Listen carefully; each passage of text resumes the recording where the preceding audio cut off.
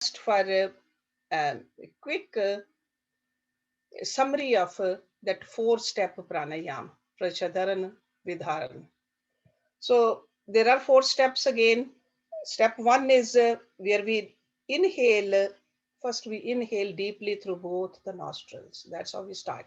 Sitting in straight, back straight, body relaxed. Inhale deeply from both.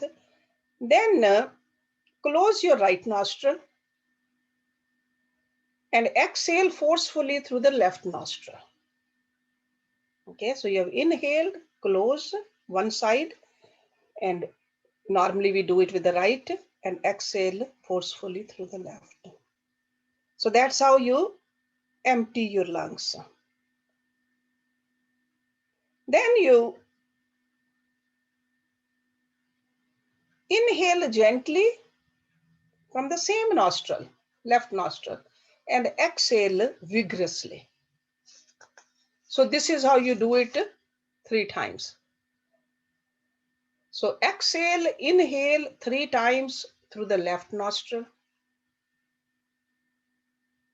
But remember that inhalation is gentle, exhalation is vigorous.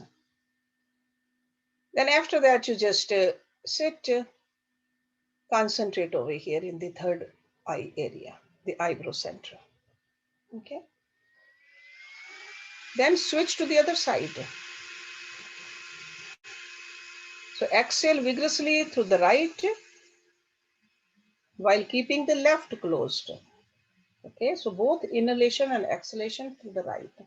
So again, remember, exhalation is vigorous, inhalation is smooth.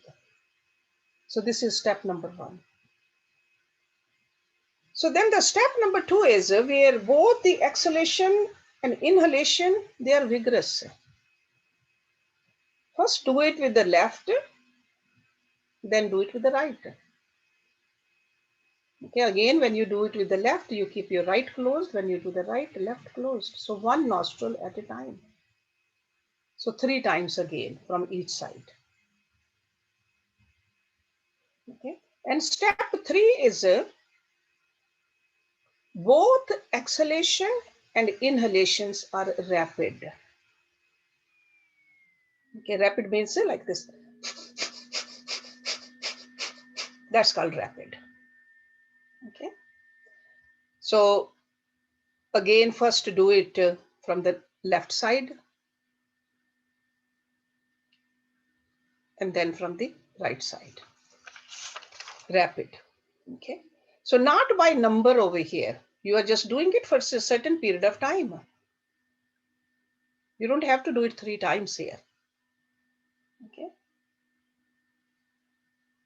Oh, Hershji, it's in the third step, it is not 3 times, it's just continuous. You can do it for 3 times, but you can do, see, just like don't do only 3 vigorous times. That's right. what I'm saying. 3 bari. 3 bari you got to do it, but each time there's a rapid movement. And is okay. And is there a time, like you said, 45 seconds to 60 seconds maybe? Yeah, exactly. See, this depends upon the person, the level of the practice. Okay. Don't exert yourself too much in the beginning. Okay.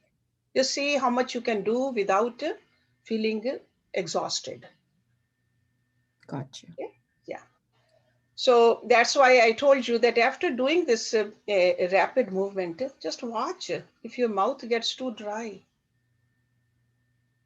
or if you get out of breath, just that means you are doing more than your capacity. Okay. So, and then the 4th step is where you hold also. And that should be done only for a person who doesn't have any high blood pressure issues or heart issues or eye problems. Okay. So, I mean, little bit holding anybody can do, but prolonged holding, which is called kumbhak, we want to be careful about. Okay. So my questions here, Hershji, was when you, sorry if I interrupted, but in the 4th step, it's a bhasrika. What is the difference between the bhasrika and the 3rd and the 4th? See, third, you are not doing, fourth one you are holding. That's a kumbhak. But the Bhasrika part is the same. Bhasrika part is the same. It's not like third. See, It was yeah, more third, like, you are not doing kumbhak. right. In fourth, you are doing kumbhak. Right. So the Bhasrika part is the same in both. Bhasrika part is the same. Yes. Because, see, you are just adding, you keep on adding more and more. Some people can do only first step for some time. They'll get the benefit from that too. Then I would say add the second step. Then add the third step. But do not let go of the first three steps before you do the fourth step. Mainly, I was a little bit confused about the fourth, that when you close the right nostril and you do it with the left. Mm-hmm. Now, do you also, do you have to inhale deeply from both, then start with the left by closing the right, then you inhale, exhale, and at the end of that Bhasrika, do you let go and breathe from both normally? Yes, yes. It's better to take a good breath from both sides again. Both sides. Yes. Not just from one side. No, no. It's better to take deep breath from both sides and be ready from one side. Okay? And this is done only once now in the fourth step. And how much? Yeah, normally you want to increase the length of the kumbhak, Kumbhak. not the number of repetitions. Repetitions you have done enough in the first three steps. In fourth one, idea is to prolong the kumbhak. How much would you recommend to start and maximum? I would say in the beginning, don't do more than 45 seconds or so. Okay. Yeah. And But then increase it. Everybody's body requirement is different. Our body is built a little differently. So some people can do it for a long time, but don't try to do more than 2 minutes. okay, thank you, Hershji. Yeah. All right. So we'll just stop it here. In future, if you have question again or anything, please do ask. Okay. Unless you understand it, you won't know how to practice it. So this is all about practicing. Okay, the heart chakra. So about 3 weeks ago, or 3 classes before today's class, we talked about Shat Darshan, 6 philosophies from India. Vedanta philosophy, which is called Uttar Mimamsa, then Karma Kand, Purav Mimamsa, then Yoga philosophy, Sankhya philosophy, Nyaya, and Visheshika. Okay, these are the 6 philosophies, main philosophies from India. Today I want to talk about the common characteristics of these philosophies. And this is all, I have about 15 different headings to this. What is the commonality? It's not that these different rishis, they were just arguing with each other, fighting with each other. No. You will see that there's a more similarity than differences. They all are trying to reach at the same goal, not a different goal. There's no contradiction.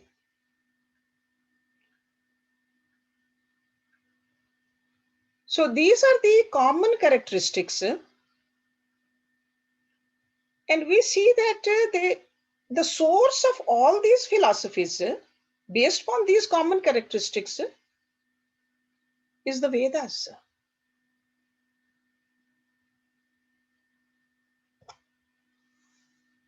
Number one, direct experience. So all Indian philosophies claim to be derived from the Veda, but the Vedas are written record of the direct experiences of the great sages who realized the truth within. And what were they trying to solve? They were trying to solve the questions related to the nature of life, death, birth, and cosmic and the individual existence. That's how these rishis, these seekers, they began the quest by looking at the nature and looking within themselves.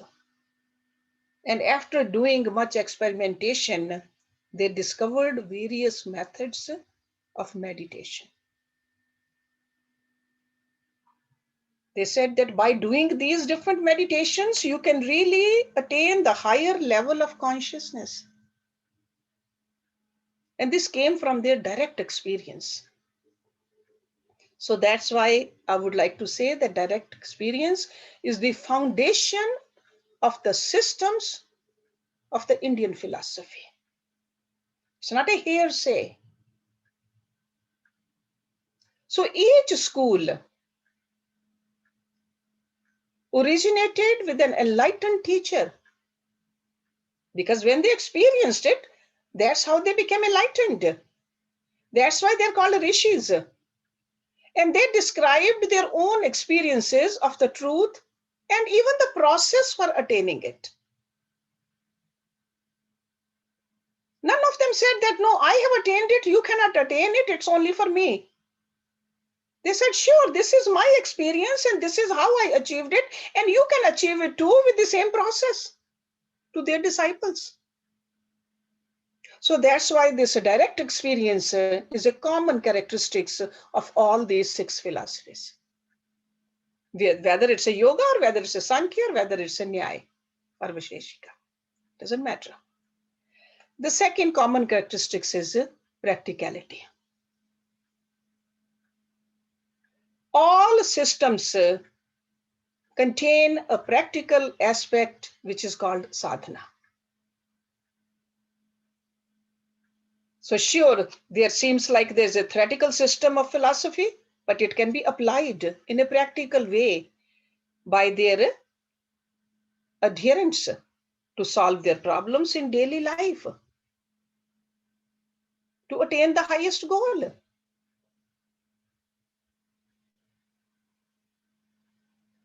A philosophy that does not come into a realm of practical action is considered to be useless. And our sages, our rishis, they brought the practicality part into each philosophy. And the self-realization, the direct experience of our own essential nature is the goal of all the systems. So that's why every system presents a method of practice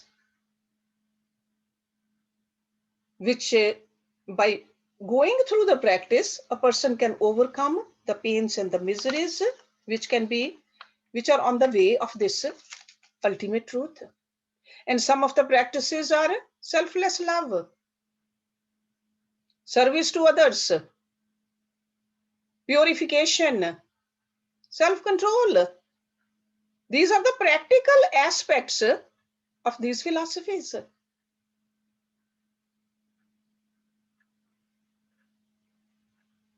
Number 3, acceptance of authority. That means respect for the sages and ancient scriptures is a very strong tradition in India.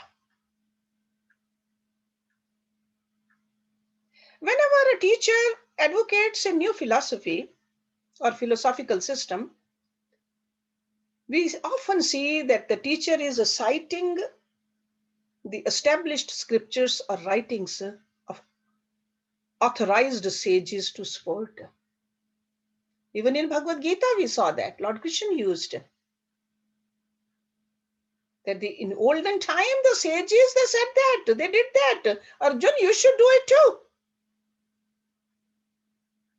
So the founders of the different systems of Indian philosophy stress the importance of the direct experience, but they always refer to the Vedas. The words of the Vedas, the Shruti, is the highest, they say, to support their theories. They had a great respect for Vedas, and they regarded ancient sages who taught these because they knew it was taught through direct experience. It was not just a hearsay. Another characteristics of all these 6 philosophies is open-mindedness. It's a very broad outlook. Broad outlook that reflects its unflinching devotion to truth. So they all just cast away the narrow-mindedness. See, narrow-mindedness is you know so much and you think you know it all. They said, no, expand your horizon. Remain open to the views of the others. Most of the major systems developed together through the Shastrarth. That means an exchange of the ideas expressed in philosophical debates. That's called a Shastrarth. So the scholars from the different, or the wise people from the different schools, they sat together and they discussed. The concepts of one school would be explored and they often adopted with modifications by another school. So their idea was to broaden their horizon. A system of Indian philosophy never comes to a conclusion before considering what others have to say. That is a broad-mindedness. Listening to the others also.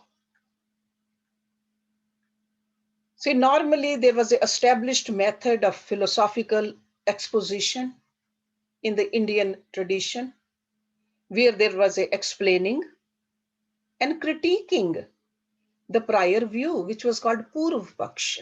That is the technical name of the subject at hand.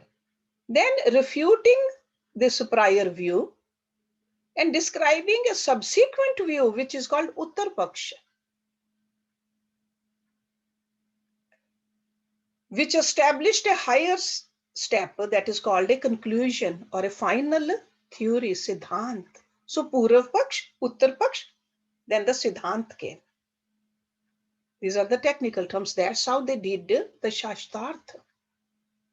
So this exchange of ideas, the philosophical systems, they became more and more sophisticated and complete. But you see that in order to do this, there has to be a willingness to listen, desire to explore, to discover more, and a thirst to understand all the philosophies and go beyond them. That's how all these various systems they came about. So remarkable open-mindedness and a breadth of vision. Okay, so in order to broaden your horizon, you got to think out of the box. That's what these sages knew how to do. They did not say that, oh, I know incompleteness. They wanted to know more and more and more. Okay, so that's why it's an open-mindedness. Next one is thoroughness, number 5. Because of this broad outlook, there is an extreme thoroughness in Indian systems of philosophy. It is like a river that originates from the mountain in the form of a small stream. Just imagine a little stream from the mountain. It just keeps on running down to the plains and collecting waters from many different sources. It gets wider and wider, deeper and deeper, until it finally reaches the ocean. and merges itself with the vast, all-embracing sea. That is the analogy of Indian systems. So Indian philosophy starts from the most obvious levels of human understanding. It gradually incorporates experiences through the ages, assimilates increasingly complex and refined thoughts from the sages, until it finally becomes a vast and thorough ocean of knowledge. That's why Hinduism is an ocean of knowledge. It's not just a little stream. Wealth of tradition, respect for the ancient sages, and thirst for knowledge are the main factors that make the Indian philosophy, or this Shat Darshan, so vast, almost like an encyclopedia.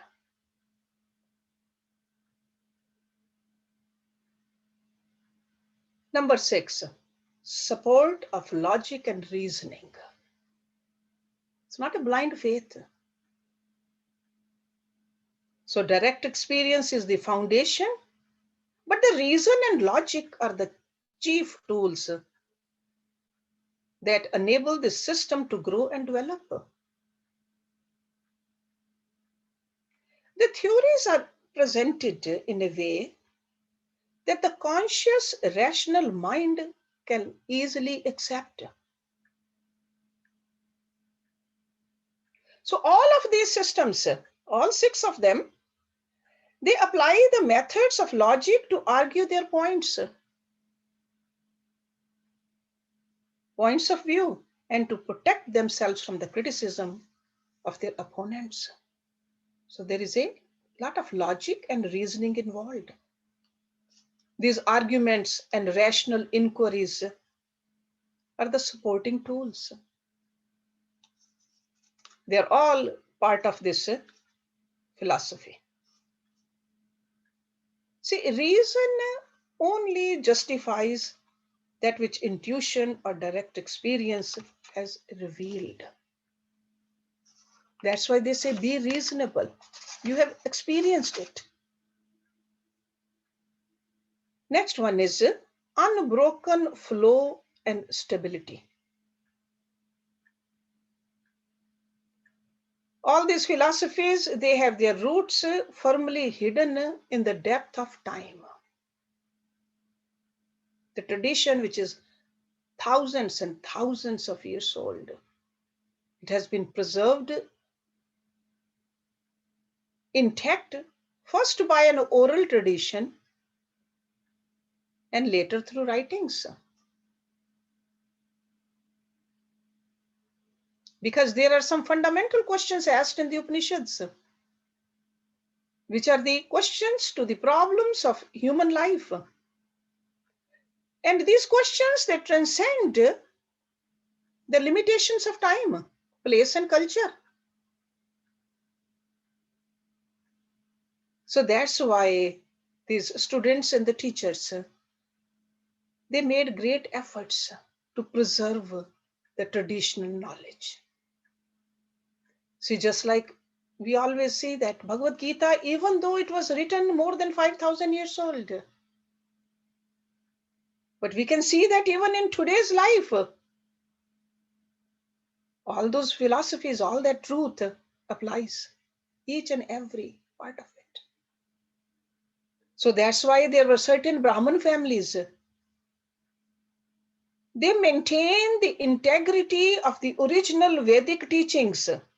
They passed continuously from generation to generation as a precious inheritance.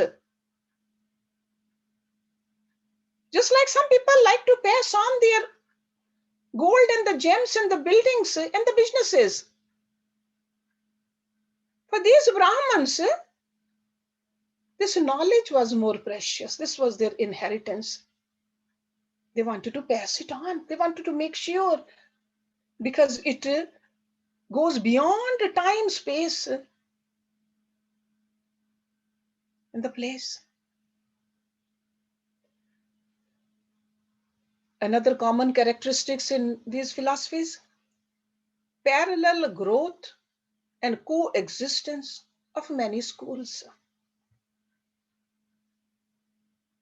So initially they originated, they flourished, they continued, sure, one system, then after a while, the various schools were kept alive because each provided a theoretical and practical philosophy to meet the emotional and intellectual needs of students on different levels of realization. One system cannot satisfy all kinds of mental aptitudes. Just like one kind of a food will not appeal to everybody, or one kind of a profession does not appeal to everybody. We see that today. But the coexistence is very important, and that's what they provided. So parallel growth and coexistence of all these schools. That's why even today we can see coexistence of many different schools. Shaivism, whether it's in Kashmir or whether it's in Kerala. Vaishnavism, Shaktism, yoga, we see it throughout India. So these systems continue to coexist, and not only coexist, they continue to grow also.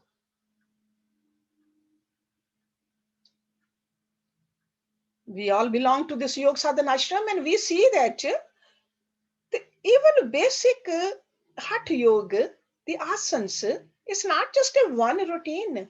We can keep on, according to the person, according to the need, there's always some different modifications.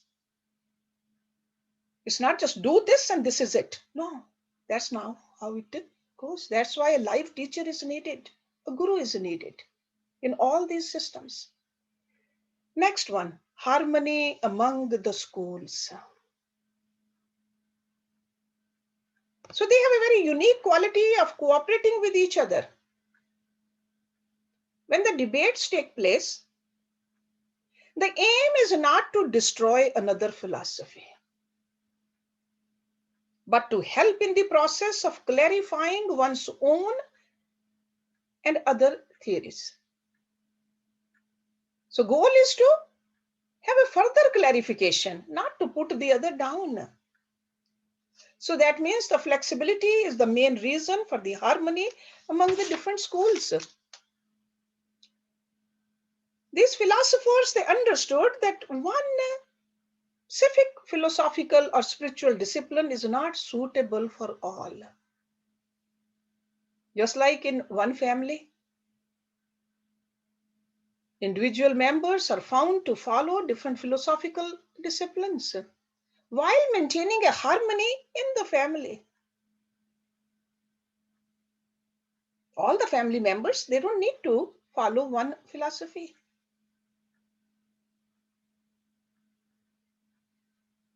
Number 10, practice of yoga. Indian philosophies, they try to solve the ultimate problem of human life. And in order to do this, they said you have to practice yoga. Because no matter which philosophy you adhere to, you have this body. Body is made up of these 5 elements. We need to take care of this body. We need to clean this body. We need to know how to feed this body.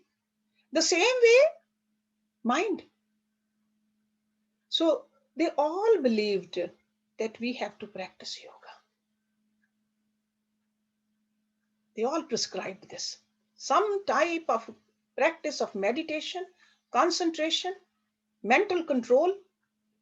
even moral and physical disciplines. And that's what yoga is. They all agreed that physical and mental discipline for the enhancement of personal and universal well-being. So many kinds of meditations, they were taught in each system. Next common factor is called law of karma. Each school of Indian philosophy accepts the immutable law of karma, which starts by saying that for every effect, there is a cause. And for every action, there is a reaction. This is a law of karma. Every effect, there is a cause. So cause and effect, and every action, there is a reaction. A person performs his actions and receives the outcome, the remuneration for it. If he becomes attached to the results of his actions, he becomes a victim of his own karmas, because it is attachment to the results or fruits that motivates or conditions a person to perform future actions. This is the law of karma. So the fruit has been arisen out of the action, and the action out of the fruit. So just like a seed from the fruit, then again fruit gives us further seeds. So action and then fruits, then from fruits actions. So the cycle is referred to as the wheel of karma. Okay, so all these philosophies, they believed in that. All philosophers believed in that. The act with the motive of gaining fruits invites bondage, they say. Whenever we do the action for the fruit, we are asking for a bondage. But when we learn how to relinquish this motivation, it frees us from the bondage and the miseries. See, bondage means misery. So all Indian philosophies, they agree that this concept of karma is the only satisfactory explanation for the existence of suffering. And they said that this good fortune of non-virtuous people and bad fortune of virtuous people can be explained only through the law of karma.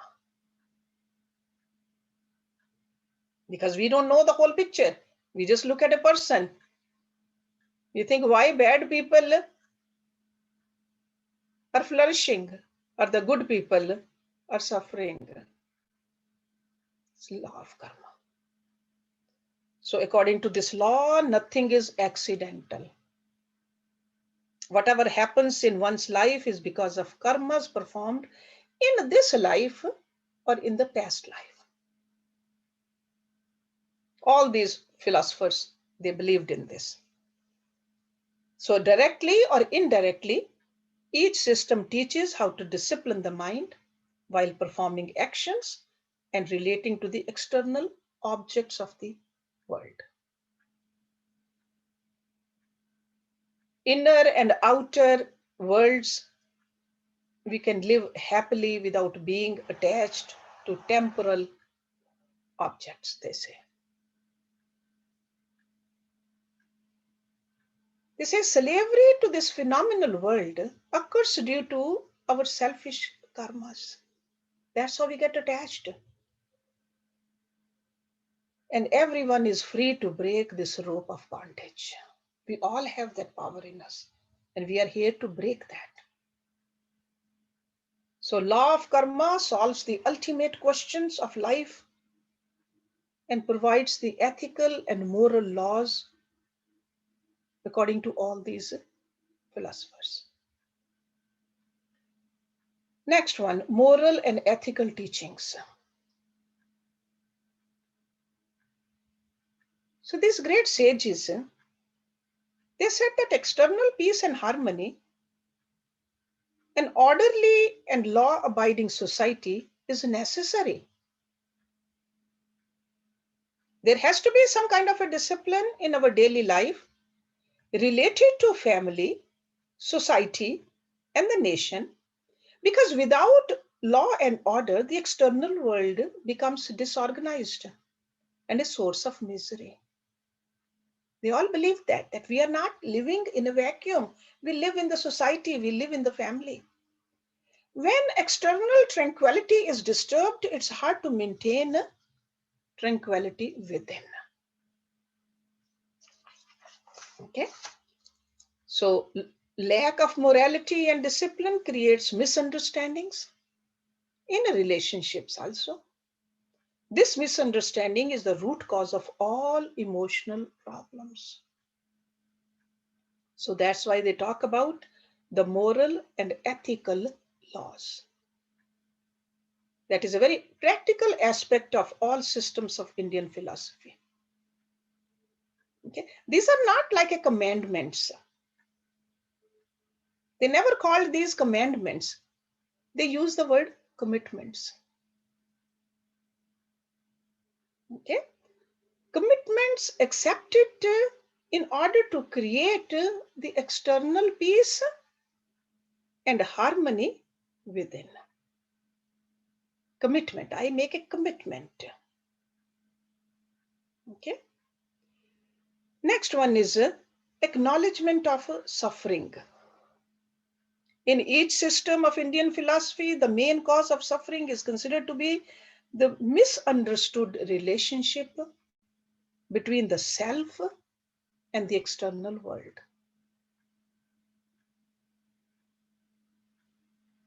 Most quests for self-realization start with an analysis of pain and suffering. So each system of Indian philosophy, there's a message of hope, assurance that man's original state of peace and happiness can be regained. No matter how miserable a situation is, no matter how lowly a person is acting, but ultimately there's a hope. So the goal of each system is to transcend suffering and to establish oneself in the state of perfection.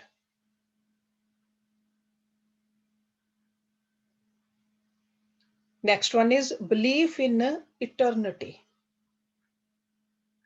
Each system of Indian philosophy proclaims that there is an eternal center of consciousness in us. And the realization of this center of consciousness is the goal of life. So whether we think that we belong to a Vedantic society or a yoga ashram, or we want to go through the logic and the reasoning, mainly, goal is to know yourself. That center, the essence. This self is considered to be omniscient, omnipotent, and omnipresent, according to all these great rishis. Whether they call it a soul or a self or a atma or purusha, they said deeper within lies this perfect state of bliss, beauty, and consciousness. All of them said that.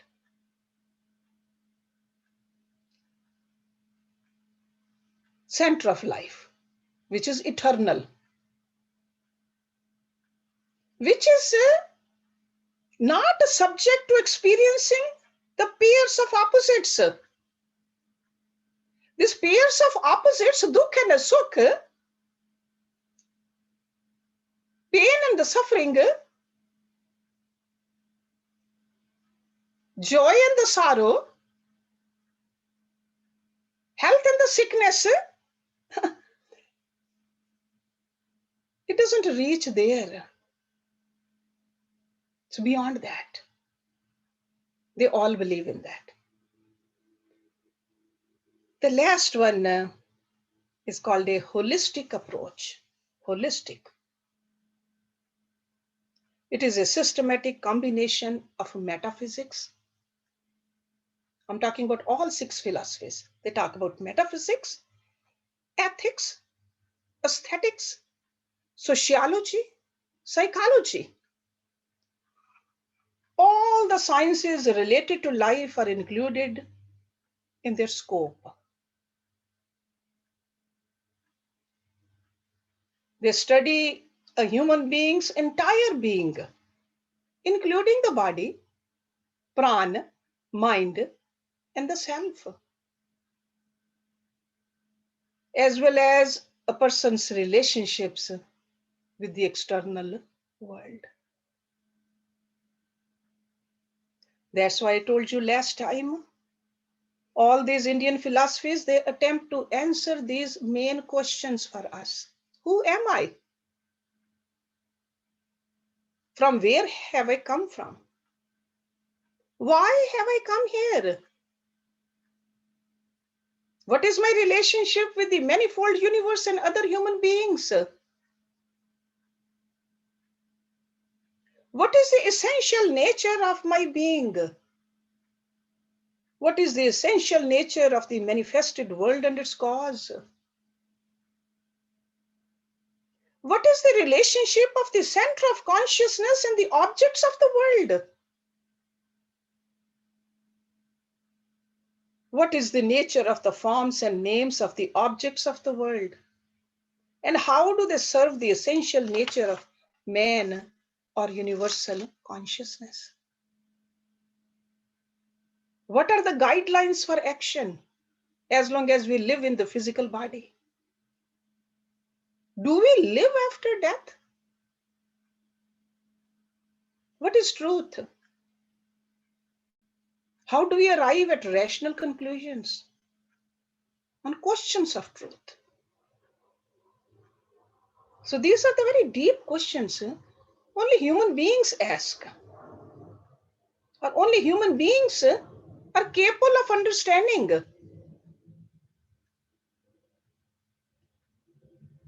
That's why we have come into a beautiful human body with a mind and intellect who can reach to the answers of these questions and have a direct experience of it.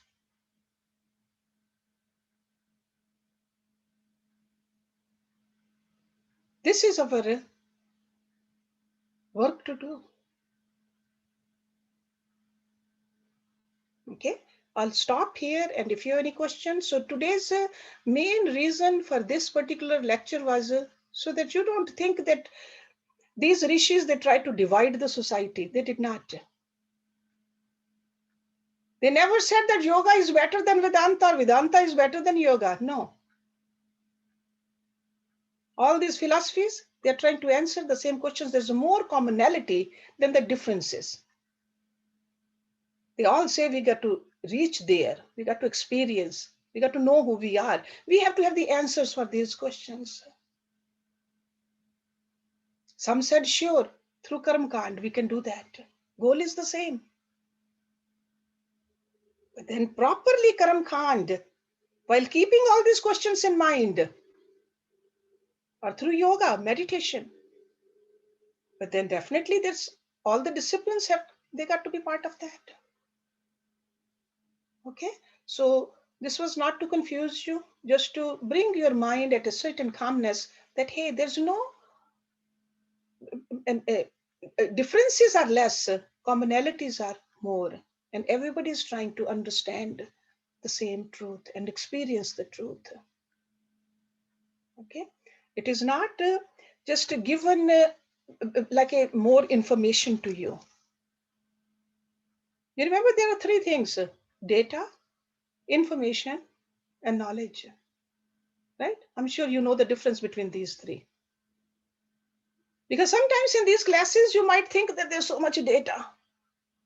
But I try to organize it in a certain way so that it doesn't remain data only. Data is normally very unorganized. There are like volumes and volumes of facts and figures. That's a data. How does it become information? When it becomes categorized, systematized, organized, and it's like a more condensed, that becomes information. But then from information, it has to become knowledge for us. And that is the purpose of these classes. Information, you can get it from Google. Enough information on the WhatsApp and the Facebook these days. Okay. So we don't want to stay at the information level. With the help of this information, we got to make sure it becomes a knowledge. When we can draw how to, when to, when we understand the values, understanding, that is knowledge.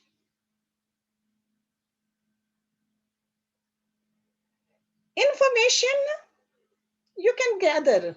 Knowledge has to be transmitted.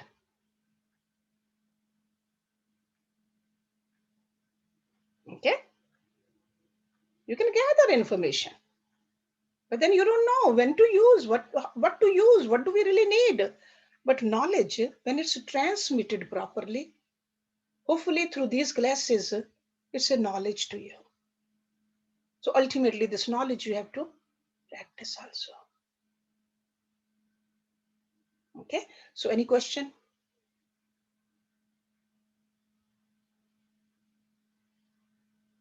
Not yet. Not yet? Overwhelming? Maybe too much information or data today? So I would like you to do a little homework and then make your own notes and see how does that, it becomes your knowledge. Okay. Knowledge is always personal. And from knowledge, next step is, what is from knowledge? Wisdom. Applied knowledge is called wisdom, but in order to apply, we need to know what to apply. So that's why from data to information to knowledge to wisdom. Okay. Yes, Pramila has a question. Shilpa. Oh. Yes. Shilpa has a question. Okay, Shilpa.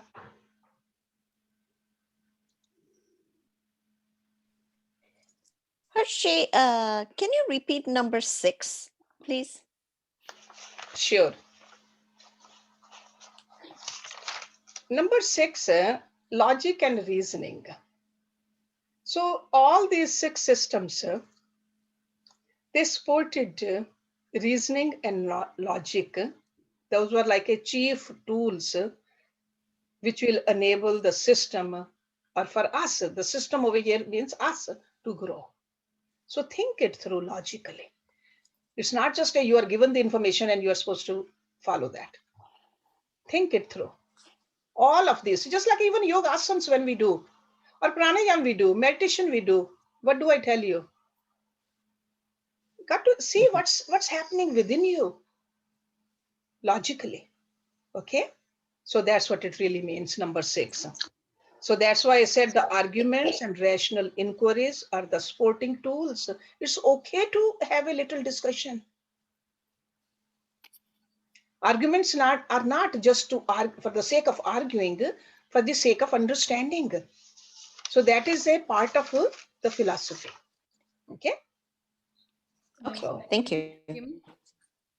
Pramila? Yes. Yes.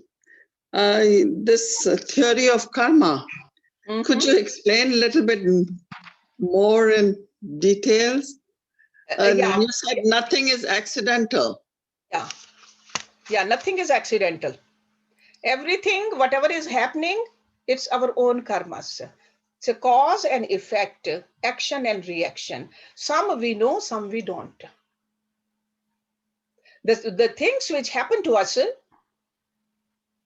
we got to just accept this law of karma, because we will not have all the answers of the past lives. Right now, what we do, we got to do it with a full awareness, and then whatever is coming to us, accept it as a law of karma. So whatever's happening in our life is because of our karmic, whatever happened in our past life? Yes, definitely. Past also, past means it could be yesterday. Past could be 10 lives ago. Okay, it's all ours. And all these 6 philosophies, they believe in the law of karma. One day I will talk about law of karma in detail. But over here, the point is that all 6 philosophies, they believe in the law of karma. Okay, so that is the point made today. So basically, we just accept whatever's happening in present is because of our karmic. Yes, yes, definitely. You have the freedom to act right now. The reactions or the fruits, you really don't have any. You don't have any choice right now. Choice is only accepting it and moving forward. Okay. Okay, that is a law of karma. Okay. But we'll definitely one day, maybe one Wednesday, I'll just talk about this karmic law also, or wheel of action. Okay, so we'll do that. But today, just remember all 6 philosophies, believe in it. Okay. Yes, Jyoti. Thank you. Shimiji, do you have a question? Pardon me? Did you have a question? Oh, I was just going to say that it's just for me, it is so overwhelming Okay. because I have not attended the classes before. And it's just so amazing also. And yeah, I understand that everything happens is because of our karmas, whatever we have done, but in past lives. But I do have to really concentrate on it a lot. Yeah, sure, Yes. sure, definitely. Definitely concentrate on it. Again, going back to these rishis, you don't have to accept anything. Just think it logically. Think it through and see whether it makes sense or not. It's okay to have debates. It's okay to have discussions. Okay, but do your own homework also. And then maybe one day we'll just spend the whole time with question answers. Yeah, that would be good. From the all past classes, whatever you want to ask, we can do that. Okay, because that's how more and more understanding happens. Okay, so I can see that it could be overwhelming if you have never gone through these philosophies, never gone through so much detail. But that's why I was mentioning that, hey, for some of you, it could be just a data. The others, it's information. For me, it's like whatever I have learned throughout my life.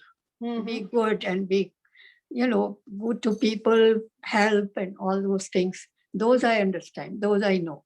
Yeah. But more philosophical things, Yeah. So yeah, please continue on it. Maybe. Sure, definitely. You just keep coming and then see how it helps you. See, ultimately, it should broaden our own understanding. All right. Yes. Knowledge. That is the purpose of this knowledge.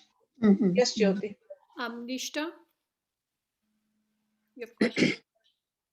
I do. Namaste, everybody. What I wanted to ask you is, I've heard about, obviously many, many times through these classes and other classes that I've attended, the law of karma. Don't you think it's very easy to become lackadaisical and just let things happen when you strongly believe that whatever is going to happen is going to happen, and then you just sort of sit back and let it happen? Yeah, no, law of karma does not say that don't do anything right now. Law of karma says you are the master of your destiny. It's not let it happen the way it's happening. Accept what is happening, but make sure you are sitting on a driving seat. So in fact, law of karma makes you more active. It makes you the master of your life. The way you are saying that becomes a slave. No, law of karma makes you master. You are in charge. But law of karma says that do not blame somebody else. You created this and you can recreate it. So it's not sit back and relax. No, not at all. We are the architect of our own life. We have been, but we forgot. We just give the power to the stars or the other people. In fact, we are the architect. So that's how this law of karma works. It does not make you lazy at all. If you understand it properly, but if a person doesn't understand it properly, sure, that can happen with any philosophy. No, let me explain with an example. Let's say somebody is going through a tough time, either in a relationship or at work or something or other. It's very easy to just say, well, maybe this was supposed to happen because that's the way it's supposed to happen, and just sort of use that to justify whatever is occurring in one's life. Yeah, but that is not how law of karma is. Law of karma really gives you a chance. Right now, I can make a change. Right now is the only time when I can make a change. Future is not written. It can be changed. That's what law of karma is. Okay, so if a person acts the way you are saying, that means that person doesn't understand properly. Okay, so law of karma is you are in the driver's seat. Okay, so sure, in the past you did something and that is what's happening right now, but right now you can change it. Okay. Okay, thank you. Yeah, that's what law of karma says. And law of karma is a law. It's not that whether you believe it or not. It is there. Action and reaction, cause and effect. It is there. It's not a matter of believing in it. Or it's only for the Hindus. No, this is a law. Just like other laws, law of gravity. Law of the fire is to burn, whether somebody believes in it or not. Law of water is to give the witness. Your hand will get wet if you put your hand into the water. That's a law of water. Okay, so this is a law and it is there and we got to properly understand it, fully understand it. And that's why I said one of these days we'll talk a little bit more detail so that if you don't understand, we can elaborate on it more. Okay? That'll be great. Thank you. I'll do that. One of the class I'll do, and you guys can think it through and have your questions so we can have a little dialogue. Yeah, but I appreciate the input though. Thank you. Anybody else? No? Okay, so do we have Rita Chavla today or? Yeah, Rita's here. Okay, so because today is Rita's day to sing a bhajan for us. Rita, I'll appreciate that. Namaste, Hershji. Namaste, namaste.